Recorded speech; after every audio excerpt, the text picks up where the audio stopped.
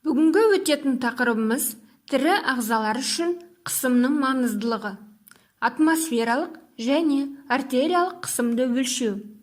Оқу мақсаттары: тірі ағзалар үшін қысымның мәніне мысалдар келтіру және тиісті құралдарды қолдана отырып атмосфералық және артериялық қысымды өлшеу және қорытынды жасау. Осыған сәйкес күтілетін нәтижелер: бірінші, тірі ағзаларға қысымның әсерін және маңызын түсіну. Екінші, тірі ағзаларға қысымның әсеріне мысалдар келтіру. Үшінші, атмосфералық және артериялық қысымды өлшейтін құралдарды білу. Төртінші, атмосфералық және артериялық қысымды өлшеу және қорытынды жасау. Сонымен атмосфераға тоқталайық. Жердің бетін ауа қабығы, яғни атмосфера қоршап тұр. Атмосфера грек тілінен аударғанда атмос, бу, ауа және сфера, шар деген екі сөзден тұрады. Атмосфераның құрылымы өте күрделі. Жалпы оның негізгі қабаттары трофосфера, стратосфера, мезосфера және термосфера деп бөлінеді. Атмосфералық қысымға тоқталайық.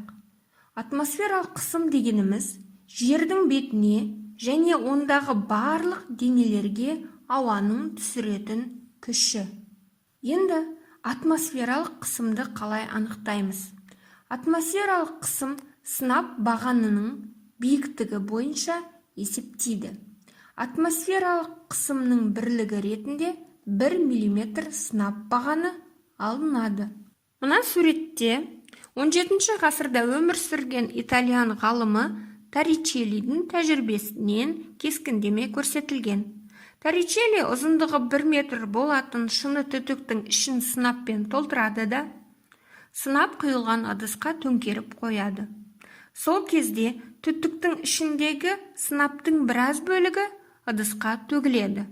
Қалған бөлігі осы түтік бойымен қалып қояды. Сонда Торричелли алғаш рет сынап бағанын атмосфералық қысым ұстап тұрады деп ой түйген болатын. Атмосфералық қысым ол ауа райына байланысты өзгеріп отырады. Оны да алғаш рет Торричелли айтқан еді. Кейін осы Торричеллидің қондырғысын атмосфералық қысым өлшеу үшін пайдалана бастады. Ендеше атмосфералық қысым неліктен өзгереді екен? Ол үшін алдымен қалыпты жағдайдағы атмосфералық қысымға назар аударайық.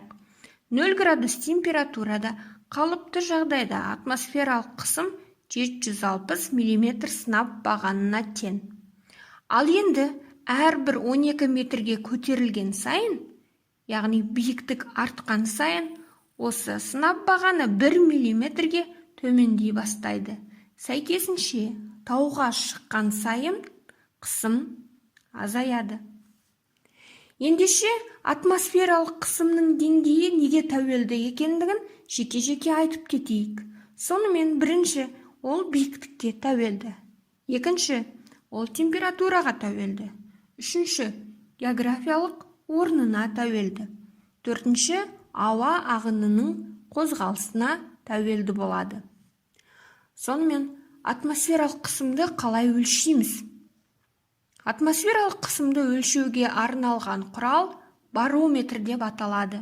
Грекше барометр барос, ауырлық, метро өлшемін дегенді білдіреді. Құралдың көрсеткішін жазып алу үшін құрал бағдарына және шкала атауына назар аудару керек. Мысалы, суреттегі құралда 750 мм сынап бағаны екендігі көрсетілген. Ендеше бұл құралдың есептеуі бойынша атмосфералық қысым 750 мм сынап бағанына тең.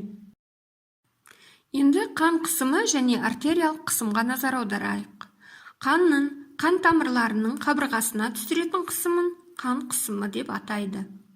Ал артериялық қысым ол артерия қабырғаларына жүректің жиырылуы әсерінен болатын қан қысымы. Жалпы артериялық қысым деңгейі екі санмен бөлшек арқылы жазылады. Ересек адамдар үшін қалыпты қысым 120-да 80 мм сынап бағанына тең. Және төмендегі кестеде әр жас үшін қалыпты артериялық қысым көрсетілген. Мәселен, 11-12 жас бала үшін жоғарғы қысым 110-124 аралығында болса, төменгі қысым 70-82. Ал егде жастағы адамдар үшін жоғарғы қысым 140-қа дейін баратын болса, төменгі қысым 90-ға дейін болады. Жалпы, жоғарғы жағындағы қысым систолалық қысым деп аталады. Ол жүрек жиырылып, қанды сыртқа шығарғанда тіркеледі.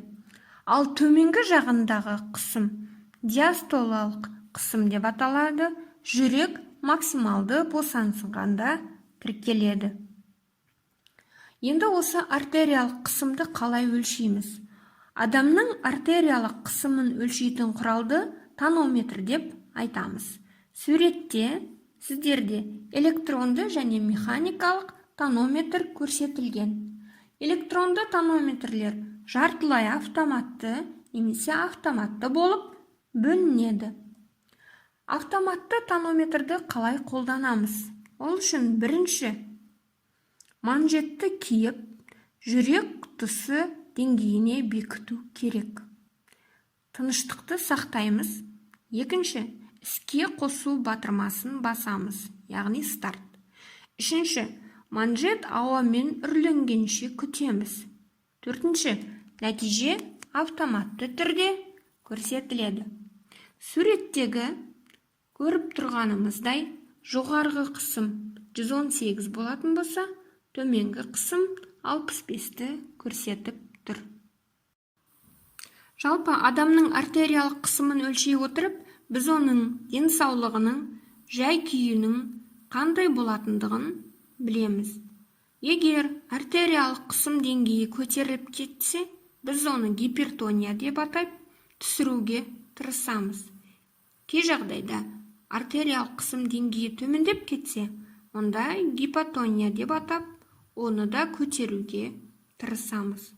Жалпы, артериялық қысым күрт көтерілуі адам ағзасына өте қауіп әкеледі. Көп жағдайда ол инфаркт, инсульт және көз ауруын, жүрек пен бүйрек жұмыстарының бұзылуына әкелуі мүмкін. Адамның артериялық қысымының өзгеруі оның денсаулығында пайда болған кінәраттан болуы мүмкін. Шаршағанда, ауыр жұмыс жасағанда, ауа райының өзгерісінде, яғни атмосфералық қысымға да байланысты болады. Сондықтан гипертониямен ауыратын адамдар үнемі артериялық қысымын өлшеп, оны тексеріп тұруы қажет. Жалпы атмосфералық қысым тірі ағзалар үшін де маңызды. Шыбындар осы атмосфералық қысым әсерінен әйнекте де, тіпті төбеде де жүре алады. Себебі олардың аяқтарында сорғыштар бар. Ауа қысымы осы сорғышқа сырттан әсер ете отырып, шыбындың құлап кетуін сақтайды. Мысалы, піл. Ол су ішу үшін атмосфералық қысымды пайдаланады. Пілдің мойындары қысқа, сондықтан ол суға басын еңкейте алмайды. Тұмсығын суға батырып, атмосфералық қысым әсерінен ол суға толады. Содан кейін піл оны аузына. Атмосфералық қысым кейбір тірі ағзалар үшін өте маңызды болса, ал кейбір тірі ағзалар осы атмосфералық қысымның өзгерісін жақсы сезінеді. Мысалы, сүлік, ол табиғи барометр. Жақсы ауа райында қысым жоғары болып, суда оттегі жеткілікті болғанда, сүлік өзін жақсы сезінеді де су түбінде жатады. Ал қысым төмендегенде, мысалы, жаңбыр жауардың алдында, судағы ауа мен оттегінің мөлшері азаяды да, сүлік су бетіне көтеріледі. Жалпы сүлікке ғана емес, атмосфералық қысымның кез келген өзгеруі балықтың физиологиялық күйіне де әсер етеді. Кей кезде балықтардың ол белсенділігін төмендететін болса, кейде қоректі іздеуде қарқынды қозғалысқа келтіреді. Суретте жапондық балықтар көрсетілген. Олар ауа райының өзгеруін алдын ала бірден сезеді. Енді атмосфералық қысымның әсері туралы қызықты мәліметтерге тоқталайық. Мысалы, тау ешкілері сияқты биік тауларда өмір сүретін жануарлар төмен атмосфералық қысымда тіршілік етуге бейімделген. Ал енді үй жануарлары мұндай жағдайда тіршілік ете алмайды. Мариана шұңғымасы. Біздің планетамыздың ең терең су деңгейі, яғни тереңдігі 11022 метр, Мариана шұңғымасы. Ең терең деңгейдегі қысым қалыпты атмосфералық қысымнан 1071 есе артық. Бірақ осы тереңдікте микробтар тіршілік етеді. Ендеше атмосфералық қысым өте үлкен жерде де тіршілік иелері бар екен. Сонымен, бүгінгі сабақты қорытындылайтын болсақ, атмосфералық қысым жердің бетіне және ондағы барлық денелерге ауаның түсіретін күші.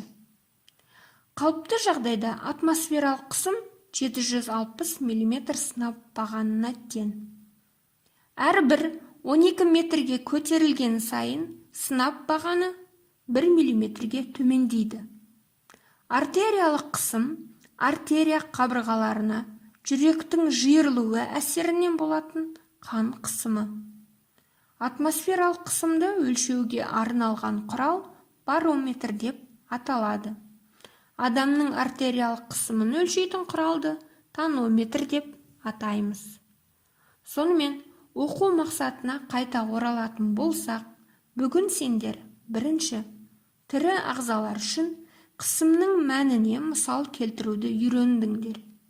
Екінші, тиісті құралдарды қолдана отырып, атмосфералық және артериялық қысымды өлшеуді және оған қорытынды жасауды үйрендіңдер.